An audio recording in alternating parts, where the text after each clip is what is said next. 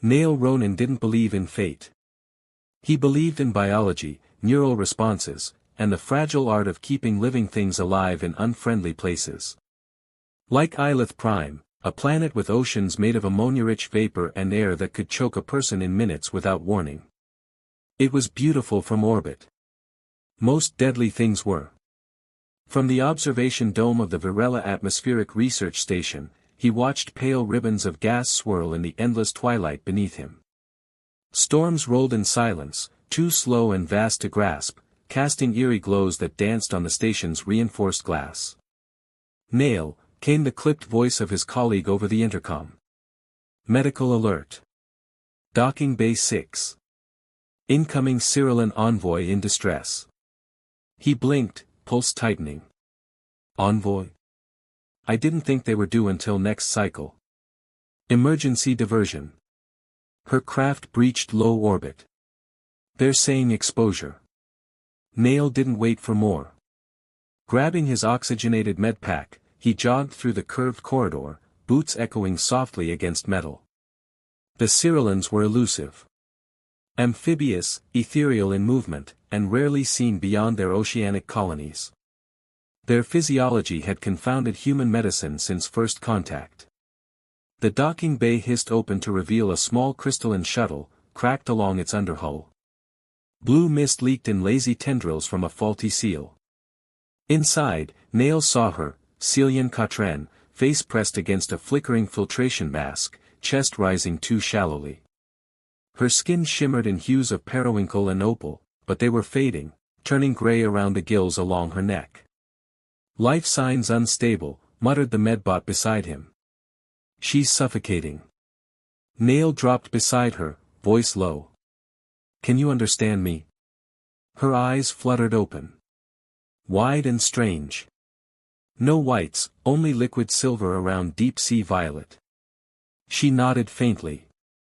I'm going to help you breathe, he whispered, activating his oxygen converter. But your system's rejecting the filtered air.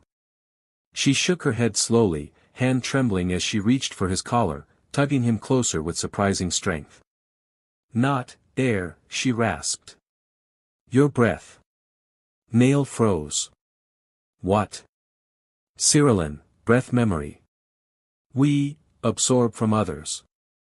She shuddered violently. Only organic exchange will reset balance. Nail's eyes darted across her vitals. Carbon dioxide saturation rising. Oxygen deprivation severe. Pulmonary collapse imminent. Damn it, he muttered. She was dying. The filtration system was useless. He had only one option, and it went against every regulation. Nail tore off his own respirator, sealing the emergency bubble around them both. He exhaled slowly into the airlock chamber, then leaned in and pressed his mouth gently to hers. For a moment, nothing. Then. She inhaled.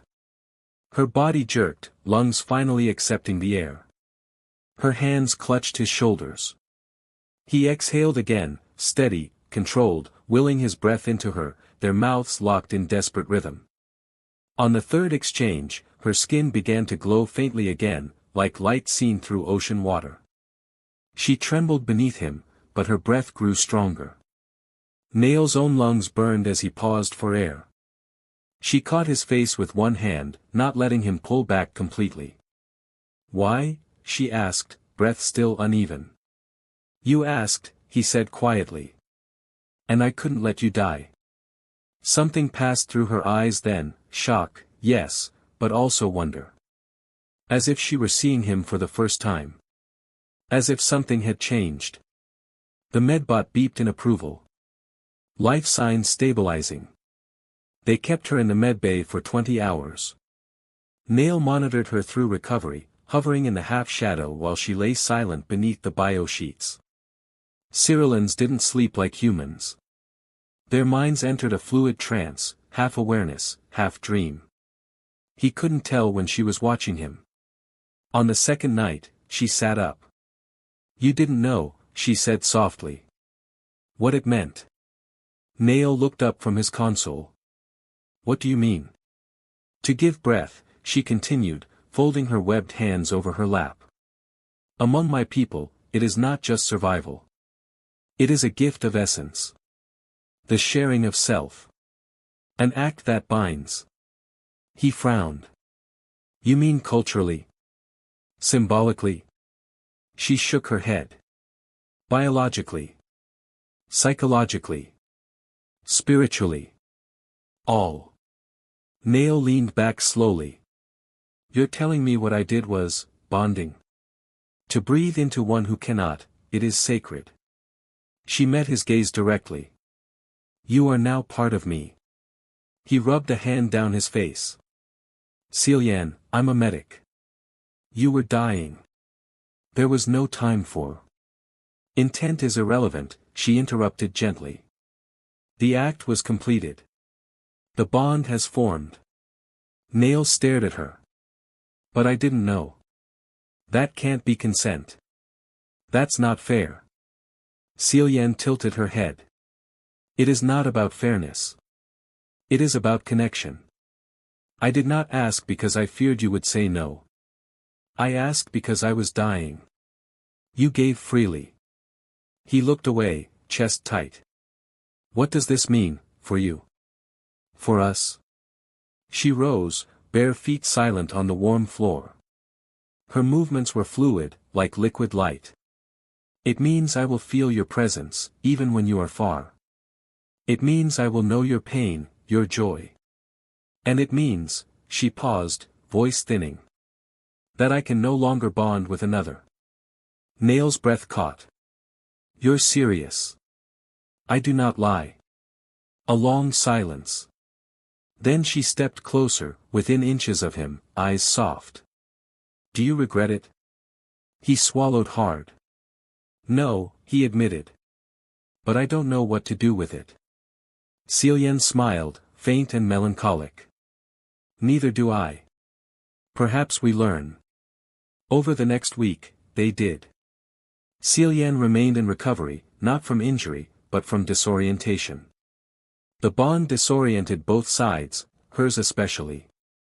Nail found himself dreaming in strange colors. His thoughts would drift toward her without prompting. Once, while examining another patient, he felt a sudden panic, and found her across the station, overwhelmed by crowd noise. They could feel each other. It wasn't intrusive. But it was intimate. Nail began to crave her nearness. To hear the way her voice seemed to hum in the air. She liked things that shimmered, steam, bubbles, silver light. She disliked dry places. Her laugh was soft and rare, but real. You are not like others, she told him once as they watched the planet's surface from a quiet chamber. Humans run from connection. You hesitate, but you stay. He glanced at her. You say that like you've seen a lot of humans. I've seen enough. They grew closer. Not by force. Not even by choice, really. By gravity. On the 12th day, she invited him to the arboretum, a pocket of humidity and low light, designed to mimic aquatic biomes. It was the first place she seemed relaxed. Nail brought food, she preferred raw textures and salt-heavy things. He watched her as she fed small fish in the tank. I felt your fear last night, she said quietly. Were you dreaming? He hesitated. About the day my sister died. She turned. What happened? She drowned. I wasn't there. I was supposed to be watching her, but I left for a few minutes. I never made it back in time. A soft silence. Celine approached slowly. You breathe for others because once you could not. Nail nodded, throat tight. She reached up, her fingers light on his cheek. You gave me what you couldn't give her. His breath stuttered. And I carry that now, she whispered. Not just the air. The love in it. He kissed her. It was soft, uncertain. A question. She answered by pulling him closer. Her hands wound in his hair, her breath warm against his skin. It was not a kiss of passion, but of recognition, of two souls finding echo in the other. When they parted, she smiled through damp lashes. Our bond is real now. Fully. It wasn't before. She shook her head. It was survival. Now, it is choice. That night, Nail returned to his quarters alone. But he left the door unsealed. Celine came in the early hours, silent as a tide. No words passed between them. They lay together beneath the soft lights, wrapped in sheets and silence and something older than either species. When Nail drifted to sleep, her breath matched his. One inhale. One exhale. As one. The descent into Rishtar was like sinking into a dream. Nail Ronan stood pressed against the curved viewport of the transport sub as it glided beneath the pearlescent surface of Ilitha's third ocean. Outside, the world shimmered in deep shades of indigo and turquoise. Jelly-like organisms drifted past like thoughts made visible. Strange silver tendrils stretched from coral spires that pulsed with inner light. It was hauntingly beautiful, alive in a way that no human city could ever be. Celine stood beside him, serene, unreadable. Her skin glowed faintly in the water-filtered light. Dressed in ceremonial layers of bio-weave and flowing streamers that mirrored aquatic fins, she looked like royalty, and something else. Something ancient. You're quiet, she said without turning. Nail didn't answer immediately. I've never been under this deep. It's another world. It is my world. Her voice held no pride, only acknowledgement. He nodded. And now it's mine, too. Somehow. She turned to him then, eyes luminous. They will not welcome you easily. I didn't come for welcome, he said, meeting her gaze. I came for you. Her expression softened, but worry flickered behind it. He saw it. Felt it. When the sub docked at the base of the Cyrillan capital, an honor guard awaited. Tall, fluid-bodied Cyrillans wearing glowing armor made of woven sea threads. Some looked curious. Others wary. They bowed to Celine. To Nail, they merely inclined their heads, polite and distant. It was a beginning. Rishtar was a marvel of organic engineering. Its domes breathed with the rhythm of the tides, walls formed from living coral shaped over generations. The streets were rivers of light. The air was warm and rich with oxygen, designed to accommodate both water breathers and hybrids like Celine. Nail followed her through the bioluminescent pathways to her family enclave, trying to ignore the stares. Her people moved like dancers, but their gazes were sharp. When they entered the private dwelling, a structure of floating crystals and gentle currents, Nail braced himself. Waiting there was Viraya San, Celine's older sister and a senior diplomat. Beside her stood a tall, broad-shouldered Cyrillan with pale markings along his throat. His name was Zeri Lentiach. Nail recognized him immediately from the files, Celine's once betrothed. Their union had been arranged before her diplomatic mission to human space. And now, nullified. Because of Nail. Zeri stepped forward, his posture tense but formal. Nail Ronan, he said in accented standard. You are welcome, though your presence is unexpected. Nail inclined his head. I came to understand. And to stand beside her. Then you will find both tasks difficult, Zeri said, with a voice as cold as a deep trench. You have taken what was promised. Our people do not forget such things. I took nothing, Nail replied evenly. I saved her life. Zeri stepped closer. And in doing so, bound yourself to her in our most sacred rite. Did you know what you were doing? No. But I know what I feel now. Zeri's eyes narrowed, a shimmer of contempt beneath his still expression. Celine stepped between them, her presence like sudden calm. This is not a contest, she said. The bond was formed. I accept it. That should be enough. Viraya, silent until now, finally spoke. For some, it is. For others, This has caused tremors in our council. A human bonding with a Cyrillan ambassador. It challenges centuries of protocol. Nail looked from sister to sister. And what does Cillian want? Cillian raised her chin. I want the truth. And the right to choose my own heart. The next few days blurred into formalities. The Cyrillan council agreed to review the bond, its legitimacy, its intent, and its implications. While they debated in ancient stone chambers, Nail stayed confined to the diplomatic enclave. Cillian visited when she could. But even then, she seemed distant, torn between two currents. Her people. And him. One night, Nail found her alone in the inner garden, an enclosed dome where glowing kelp spiraled upward and soft current songs played from hidden vents. She stood barefoot in a circle of bioluminescent pebbles, eyes closed, hands raised. I didn't know you could sing, he said softly. She opened her eyes. I wasn't singing. I was listening. To what? To the echo of our breath. He stepped closer. Cillian, are you still sure? She looked at him, tired and luminous. I am sure of my feelings. Not of the path ahead. He nodded, accepting that truth. What if they force you to break the bond? I can't, she said. No one can. It is imprinted in my body, in my mind. The council can deny it on paper, but not in soul. Then let me fight beside you. She took his hand. There is one right. An ancient one. It hasn't been used in generations. The right of title choosing. If we perform it publicly, before the elder choral, the council must acknowledge the bond. Sounds like a wedding. In many ways, it is. He smiled. I've done worse. But Cillian's smile didn't reach her eyes. There is risk, she said. It's more than ceremony. It's a challenge. If your essence falters, if your spirit is judged unworthy by the currents, you could be consumed.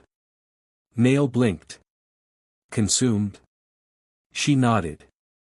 Your breath. Your memory. Lost beneath the tide. Nail took a slow breath.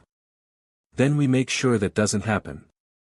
The ceremony was held in the great open amphitheater of the deep spiral, where the elder chorals sang once every century. All of Rishtar gathered in spectral robes, their lights glowing like a million fireflies underwater. Cillian and Nail stood in the center of the spiral platform, their feet submerged in a pool of ancient saltwater. The elder voice, an ancient figure with translucent skin and pearl-like eyes, spoke. You come to claim union. But union demands truth. Let the breath pass between you. Let the bond declare its depth. Cillian turned to Nail. Her hands trembled as she lifted them to his face. I will breathe you, she whispered. And you will breathe me. They inhaled together. Held it. Exhaled. The air shimmered with a soft blue mist, drawn from their mouths, spiraling up into the pool above them. The coral began to glow. Then came the test. Nail's vision blurred. Pressure closed around his lungs, not from outside, but within. His heart pounded. Memories flooded, his sister's death, his lonely years at the academy, every wound he'd ever hidden. Do not fight, Cillian's voice echoed inside his mind. Let it pass through. He did. And suddenly, her presence flooded in, soft and warm and ancient. He saw her childhood in drifting cities, her first glimpse of stars, her fear the night she bonded with him. He felt her love, not just as affection, but as something elemental. Then he felt something else, acceptance. The elder voice spoke. The bond holds. The crowd erupted in cascading light, colors rippling through them like tides. It was their way of cheering. Nail collapsed to his knees, breathless but alive. Cillian dropped beside him, pulling him into a fierce, reverent embrace. It is done, she whispered. We're really bonded now, he murmured, chest heaving. We were before, she said. But now, the ocean knows it too. The stars beyond the viewport of Giros 7 were deceptively still. Inside, the station thrummed with activity, ambassadors murmuring in multiple tongues, nervous aides running message slips between sectors, translators fine-tuning linguistic algorithms, and in the center of it all, tension. Invisible but choking. Like static before a storm. Mirek Das, seated in his temporary office, felt it before it reached his ears. His gift, a mild empathic sensitivity enhanced by synaptic mesh implants, was subtle. Not telepathy. Just a weight, a murmur, a shift in emotional air pressure. Today, that pressure screamed one thing. The union had been made public. He glanced at the news hollow flickering above his desk. Headlines scrolled in alternating languages. Cyrillian human soul bond confirmed. Ambassador Celian defiles sacred rights, council divided. Nal Ronin, hero, or infiltrator. Galactic order at risk? Mirek pinched the bridge of his nose. Sir, came the voice of his assistant through the comm panel, the Cyrillian delegate has arrived. Requesting privacy and, you, specifically. That raised his brow. Name. Vashan Dil. Linguistics chief for Rishtar. Here on special assignment. That name, familiar. Old file records from Celian's first delegation. Vashan had been a cultural liaison, a bridge between old and new. Mirek stood and smoothed his jacket. He didn't like attention. But he was good at one thing, reading people, across species, across cultures, across wounds. He walked into the private chamber and stopped short. She was nothing like he expected. Vashan Dil stood tall, nearly 2 meters, draped in ocean-mat fabrics that shifted like tides. Her skin shimmered faintly, but her gaze was sharper than coral, piercing, skeptical. You're smaller than I imagined, she said in unaccented standard. Mirek smiled faintly. That's fair. I imagined you'd be taller. She arched a brow ridge. Silence stretched between them, comfortable, not hostile. Then. I asked for you because I need honesty, she said. From someone who has no stake in either throne. I work for both, Mirek said carefully. Which often means I work for neither. Exactly, she replied. He gestured to a seat. Let's talk. They spent hours unpacking the political fallout of Celian and Nail's bond. Vashan spoke of council fractures, radical splinter groups calling for purity reclamation, and rumors that several matriarchs had refused to recognize the union at all. Mirek offered the mirror, human alliance members demanding genetic purity regulations, lawmakers calling for a rollback of cross-species research grants, and a fringe group, the Covenant of Breath, labeling the bond an abomination of air. It's like watching 2 tectonic plates grind together, Mirek muttered. And we're the ones living on the fault line. Vashan tilted her head. Do you believe the bond is real? I think it's inconvenient, Mirek replied. And powerful. That makes it dangerous. Which usually means, it's real. She watched him. You're not just saying that. I don't say things I don't mean. She seemed to consider that. Then perhaps there is a way forward. That night, the storm arrived. A coded message burst through the station's secure comms. Emergency encryption. Priority 1. Orbital sabotage attempted on diplomatic shuttle Delta 2. Ronin and Katren on board. Emergency docking initiated. Casualties reported. Mirek's blood turned to ice. Within minutes, the quiet tension of the station erupted into full chaos.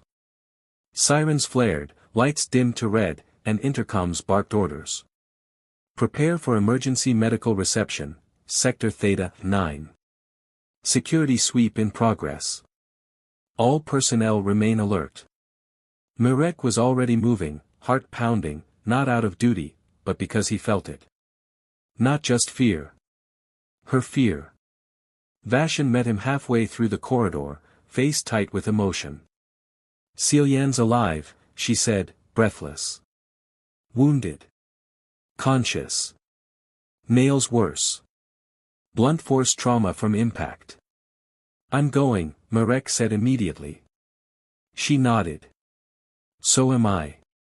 The medbay reeked of antiseptic and tension. Celian lay on a biobed, wrapped in silver stasis webs, blood glittering along her collar. Her eyes fluttered open as Marek approached, and she reached out immediately. He's still under, she rasped. Nail lay 2 beds away. A jagged crack crossed his skull. Machines hissed around him, pumping nutrients and neural stabilizers. Vashon knelt beside her. Who attacked you? Unknown vessel. Masked ID. Targeted us mid-dock. They weren't trying to send a message. They wanted us dead. Celian gritted her teeth, then turned to Marek. You have to speak for us now. They won't let me. Marek blinked. Me? You speak emotion like language, she said. You can reach those who would turn away. Not as a lover. As a listener. I'm not bonded, he said. No. You're unbiased. That's what they need. And you? Vashon asked, softly. Celian looked at Nail. I will be what he needs. No more, no less. Over the next 48 hours, Marek became the reluctant face of Unity.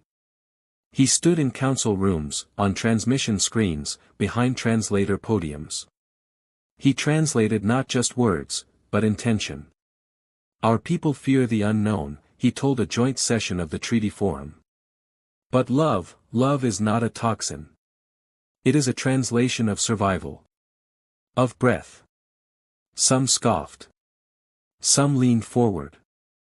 When questioned, he pointed to their history. When our ancestors made first contact, he said, it was not logic that stopped war. It was one child, reaching out. One hand, offered in trust. Nail and Celian are not anomalies. They are our beginning. After one transmission, he returned to his quarters, exhausted, and found Vashon waiting. You speak like you've known them your whole life, she said. Maybe I have, Marek said. Just in different bodies. She stepped closer. You feel too much. He didn't deny it. That's the curse of empathy. No, she said. It's the cure. And then she kissed him. Soft. Surprising. Deep with a longing that had lived under her skin for years. It wasn't diplomacy. It wasn't duty. It was choice. When she pulled back, she whispered, for all the bridges you build, let someone carry you across, too. Marek closed his eyes. Then don't let go. Nail woke 3 days later. Bruised, aching, but alive. Celian was at his side. Still breathing, he rasped. You promised you would, she whispered, clutching his hand. Marek and Vashon stood at the doorway, silent witnesses. We gave the galaxy a storm, Celian said. But the eye of it, is here. Nail smiled faintly. Let them tremble. We'll build in the calm. The Selnari drift wasn't on any official star map. It didn't have an embassy, or even gravity that worked right. The drift spun gently between the fragments of a once moon, tucked deep within the Velan belt, far from the bureaucracies of Earth or Rishtar. No one came here unless they were running from something. That's what Terran Velk liked about it. The people here didn't ask questions. Not about his forged credentials. Not about the ugly scar running from his jaw to his ear. Not about the hollow look in his eyes whenever someone mentioned children. He fixed things. Power cores. Cooling lines. Systems the colonies had long abandoned. He didn't fix people. Not anymore. That changed the day Irea Vel arrived. She stepped off the battered cargo shuttle with a satchel over her shoulder and 4 Cyrillian human hybrid children trailing behind her like shadowfish, quiet, wide-eyed, and wary. Her presence made the dock crew pause. No one brought children to the drift. But she did. She moved with calm efficiency, soft-voiced and firm, her long, woven braids caught up in a looped scarf, her eyes neither soft nor hard, but steady. She registered with the intake clerk, spoke fluent drift code, and asked only for 2 things, low-grav quarters with silence, and materials to construct a learning pod. Terran watched her from the upper gantry, something uneasy shifting in his chest. He hadn't felt that in a long time. It took 2 weeks for them to speak. It wasn't shyness. It was choice. He found her on the maintenance deck, trying to recalibrate a broken light strip in the kid's sleep pod. She was cursing under her breath, eloquently. He dropped beside her, toolkit in hand. I can fix that. I already tried. Let me try worse. She raised an eyebrow. You're the engineer that doesn't talk. I talk. Just not often. She stood, brushing dust off her palms. Irea Vel. Terran Velk. She looked him over. You don't look like a drifter. You don't look like you belong here. I don't, she said simply. But they do. And I go where they are. He hesitated. They yours? She looked over at the children through the cracked viewport, where they were gently tending to a water garden. No. Not by blood. But they're mine now. He nodded, then turned back to the panel. It's the filters, he said after a moment. This station's atmosphere cycling isn't built for mixed-breath children. I know, she said softly. It's why we left. Over the next month, they saw each other more. Not by planning. Just, proximity. Terran would find himself in the same corridors, working quietly while Irea guided her tiny group through meditation or memory games. Sometimes he paused, listening. The way she knelt at their level. The way she never spoke down to them. Other times, he'd help her adjust gravity settings or repurpose cargo shells into soundproof dens. One evening, she sat beside him on the outer catwalk, their legs dangling above nothing but stars and broken stone. I read your file, she said softly. Didn't know I had one. Everyone on the drift has one. Yours had gaps. But enough to guess. He didn't look at her. I lost someone, she continued. Before the war. A girl named Saini. Cyrillian. Brilliant. Curious. Beautiful. He froze. I loved her, Irea said. We were planning to bond. But the purists got to her first. Said her family was polluted. She took her own breath in front of the elders. Terran said nothing for a long time. Then, I had a son. Luca. Half human, half something else. He didn't survive the riots on Salus V. Irea's voice was barely a whisper. How do you keep breathing after that? I didn't, he said. Not really. I just kept going. A long silence settled between them. Then maybe it's time to breathe again, she said. The drift changed that day. Because Nail and Celian arrived. And they didn't come alone. Behind them were Marek Das and Vashan Dil, battered from travel, protective of the child Celian carried beneath her shimmering robe. The moment they stepped into the station, whispers spread like fire through oxygen. Terran watched them arrive. And watched Irea stiffen. You know them? He asked. Yes, she said. And so do half the people who want them dead. Terran converted an old hydro bay into a sealed sanctuary. He installed heat recirculators, biopod cots, sound-masking walls. He didn't ask questions. But he felt the shift in the drift, agents sniffing, sympathizers offering coded warnings, quiet chatter building towards something darker. Nail remained mostly unconscious. Celine rarely left his side. Mirek helped organize outer ring patrols, while Vashon quietly charmed the more suspicious residents with stories of sea light rituals and the lullabies of her people.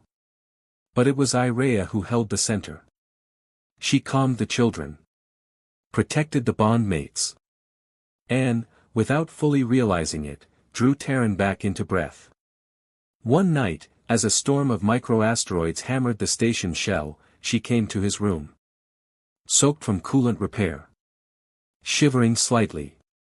Eyes soft. "You don't have to fix everything," she whispered. "I don't know how else to show I care." She stepped forward. "Then let me show you something else." They kissed beneath flickering light. No music. No ceremony. Just skin, and breath, and grief slowly burning into something warmer. When they lay together afterward, Irea rested her hand over his chest. "It's still there," she murmured. "What?" "Your breath. You kept it locked away for so long, but, it's still warm." He closed his eyes. And let himself believe it. But peace never lasts. A cloaked vessel breached the drift perimeter. Unknown ID. A hybrid suppression pulse scrambled the life support cycles in the nursery dome. The lights flickered out. Sirens screamed. Irea ran without hesitation. Terran was at her side. So were Vashon and Mirek, guns drawn. Inside the dome, four masked figures moved toward Celine, her hand cradling her belly, standing defiant as the children cowered. "You will not steal our species," one voice growled. "You will not dilute our future." But they had not counted on Irea. She stood between the children and the attackers, eyes blazing. "You don't speak for them," she said. "You don't speak for anyone." Terran fired first.